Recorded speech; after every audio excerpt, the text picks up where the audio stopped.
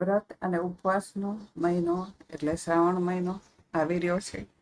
તો ઉપવાસમાં ખાઈ શકીએ એવી ફરાળી પેટીસ આજે આપણે બનાવીશું.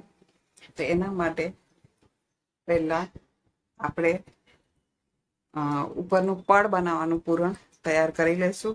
તો એના માટે અમે બટાટાને બાફી અને ખમણી લીધા છે. હવે એમાં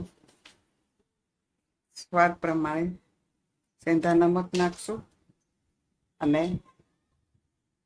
સિંગોડાનો લોટ થોડો નાખી અને પૂરણને મસળી અને પ્લેન કરી લઈશું.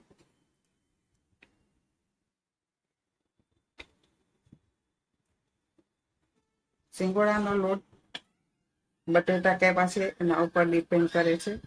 જો ચીકાશ વધારે હોય તો થોડો વધારે નાખવો પડે છે, નહીં તો થોડો નાખીએ તો પણ સરસ પૂરણ થઈ જાય છે.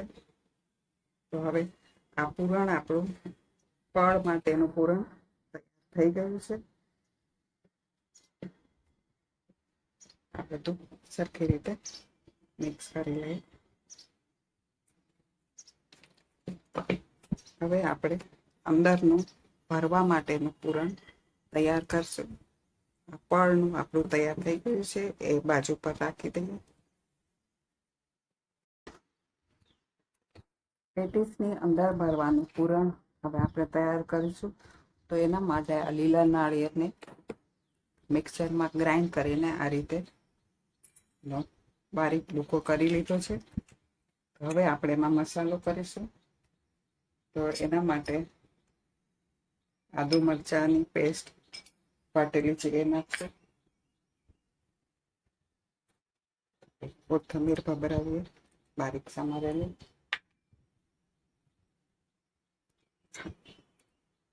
ખાંડને બારીક કરેલી છે, પીસેલી છે, એ થોડી નાખશું. થોડો લીંબુનો રસ નાખશું.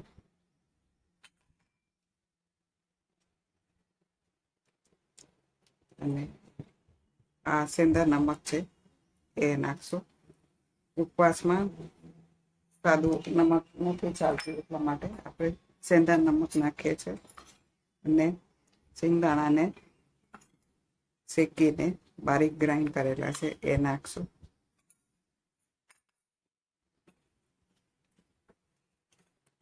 આ બધું સારી રીતે મિક્સ કરી લઈએ.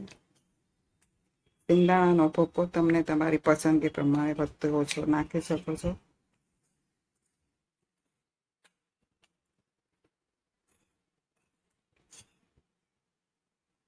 અને આ પૂરણનું બાઇન્ડિંગ સારું થાય એના માટે આપણે બાફેલા બટાટાને ખમણીને રાખેલા છે એ નાખીએ, જેથી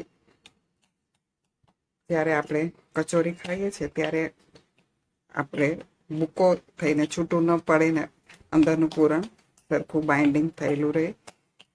એના માટે બટેટા આપણે નાખીને મિક્સ કરી લઈએ.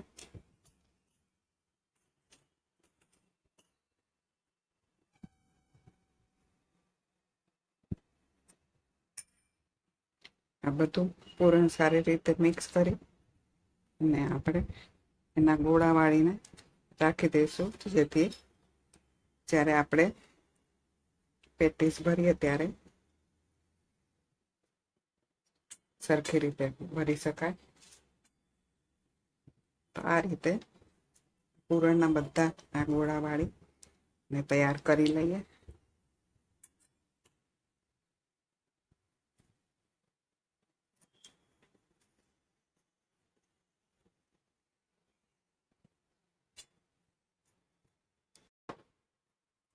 હવે આપણે પેટીસ ભરી લઈએ. એના માટે આ રીતે બટેટાનું પૂરણ લઈ એનો ગોળો બનાવી અને આ રીતે કરી એમાં આપણે જે કોપરાનું પૂરણ તૈયાર કર્યું છે એ ભરી દેવાનું છે.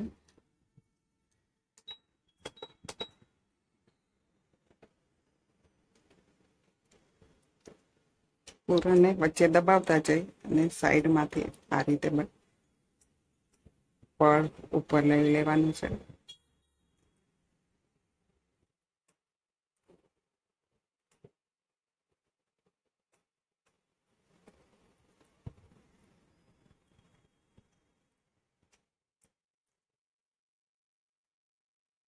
રીતે તેને ગોળ શેપ આપી દેવાનો અને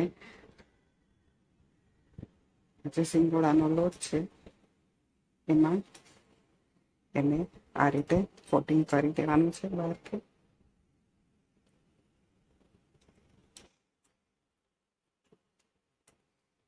આ રીતે મેં આ બધી બાકીની તૈયાર કરીને રાખેલી છે. હવે આપણે પેટીસને તળશું. એના માટે તેલ ગરમ મૂકેલું છે. પેટીસ તળવા માટે બની શકે તો ફ્લેટ બોટમનું લોહી લે તો જરા તળવામાં આસાની રહે છે.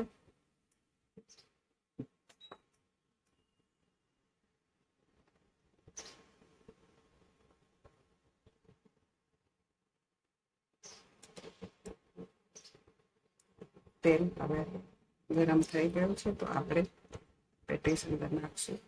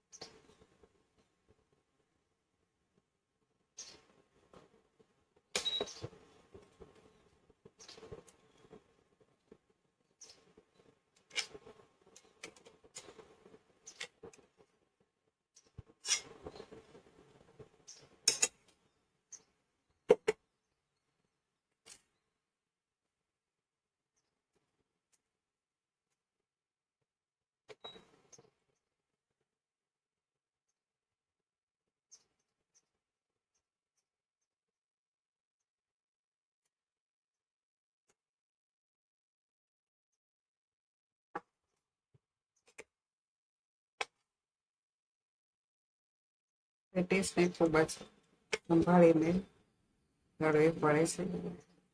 ધારો કે કઈ જો લાગી જાય તો ફૂટી જવાનો ડર રહે છે. તો એકદમ સંભાળીને હલકા હાથે એને ધીમે ધીમે તળવાની રહેશે.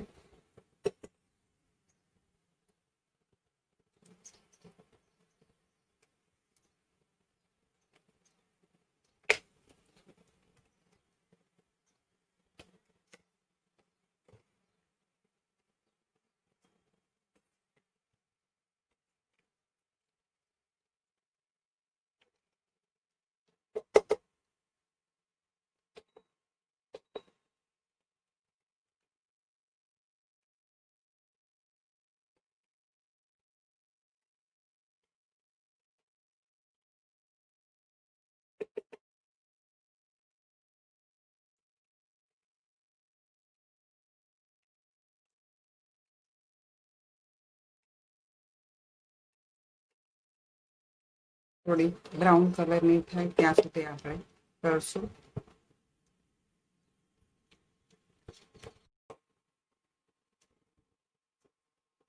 પેટીસ તળાઈ ગઈ છે. આવી ગોલ્ડન બ્રાઉન કલરની લાઈટ કાઢી લઈશું હવે આપણે.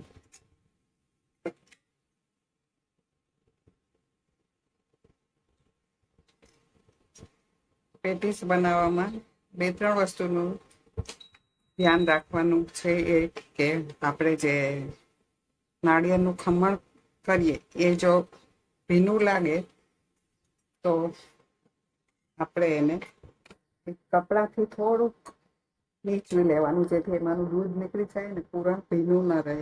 કારણ કે વધારે ભીનું રહેશે તો એ પણ પૂરણ ભરવામાં તકલીફ આપે છે. એટલે 1-2 વસ્તુ એ ધ્યાન રાખવાની છે. અને તળતા વખતે ખૂબ જ એકદમ સંભાળીને તળવાનું છે, કેમ કે એકદમ જ સોફ્ટ આ પડ હોય છે. તો એ 2-3 વસ્તુનું ખાસ ધ્યાન રાખીએ.